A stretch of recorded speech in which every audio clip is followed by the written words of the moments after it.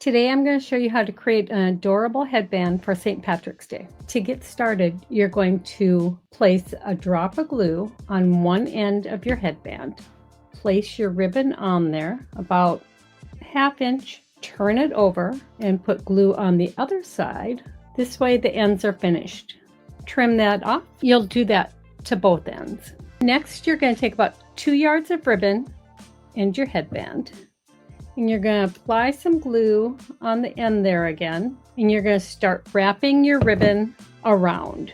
So you place your ribbon and you're just going to start wrapping it around, working your way up.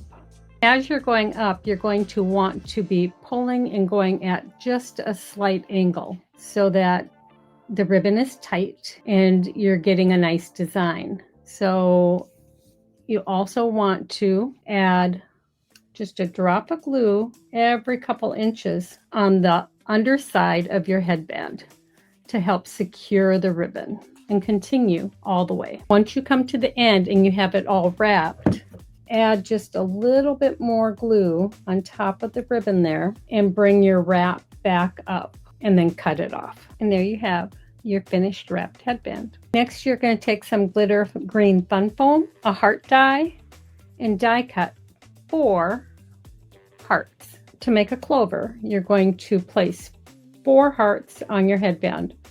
The first one, you're going to add some glue right down the middle and place it on your headband like that. This is cute all by itself, but we're making a clover.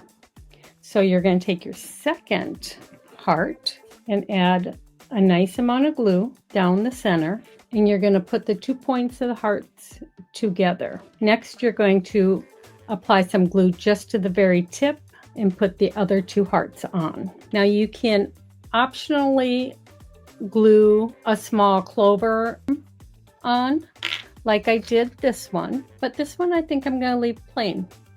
And there you have it. Cute St. Patty's Day headbands.